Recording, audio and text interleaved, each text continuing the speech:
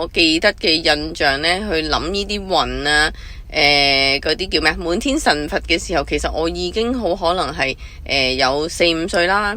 咁記唔記得上個星期我都有分享過話啊？其實我細細個開始已經聽屋企人講呢，就係話我好難湊啦。我條命係我媽執返嚟啦。我嘅感覺就係好似我嚟到呢個世界呢，係好多人嘅負累咁樣。我亦都呢，就係好似係唔值得被愛啦，唔值得擁有一啲好嘅嘢嘅。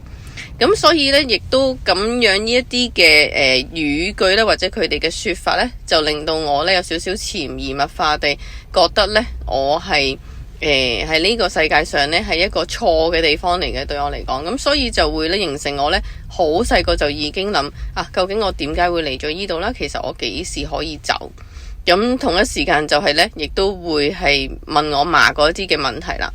咁另一個原因呢，咁我諗呢，呢個就係出賣年齡系列，就係細個嘅時候呢，阿嫲就好少俾我睇電視，咁佢會篩選過呢，先會俾我睇嘅。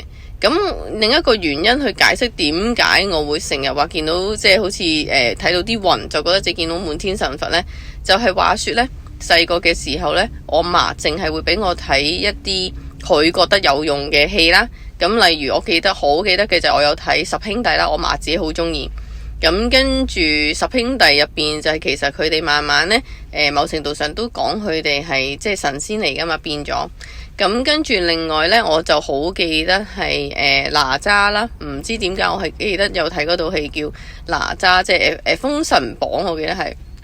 唔知係十兄弟同埋封神榜係咪？我唔知啊。總言之，我記得類似啲咁嘅。所以喺我嘅細個印象中呢，其實就係有即係好似好多人其實本來呢都係呢啲咁樣嘅神仙嚟嘅。咁所以當時我